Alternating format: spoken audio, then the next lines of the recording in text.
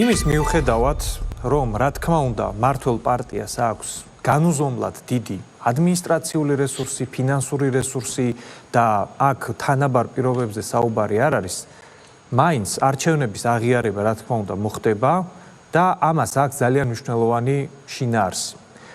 ჩვენი ქვეყანა ამ მუდმივი რევოლუციის და კონტრრევოლუციის რეჟიმით ძალიან ზიანდება. და ამისი კარგი მაგალითია ოპოზიციის ის ნაწილი, რომელიც ახლა არის ქუჩაში.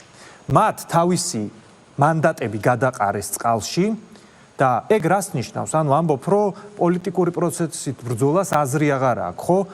მაგ შემთხვევაში მაშინ რა პარტიზანად უნდა გახვიდეთ ტყეში, მაგრამ მაგასაც არავინ არ აპირებს მაგათგან და 4-ში არ მოხდება არაფერი. აი ეს რაღაცა კლოუნადა რაც არის, არაფერი არ იქნება. და ამას რატო ხსნი? ჩვენ მაგალითად პირობას გაძლევთ, პატივცემულ ამორჩევლებო. სადაც თქვენ მოგცემთ შესაძლებლობას და მანდატს, ჩვენ მაგას წყალში არ გადავყრით. ყველგან ვიმუშავებთ იმ თემებზე, რაც ჩვენთვის არის მნიშვნელოვანი.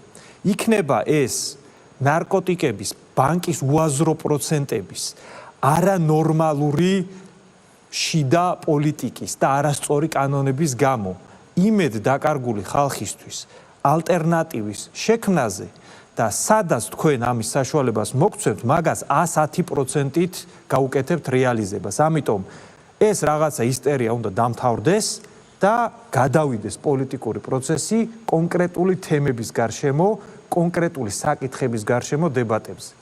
რაც უკვე ვახსენე, უაზროდ დემოგრაფიულ პრობლემაზე იგნორირება არის ერთ-ერთი თემა საკრებულოში ჩვენები რო შევლეთ, მაგ პროექტებზე ადგილობრივ დონეზე იმუშავებენ. კონსერვატორების საქართველოსთვის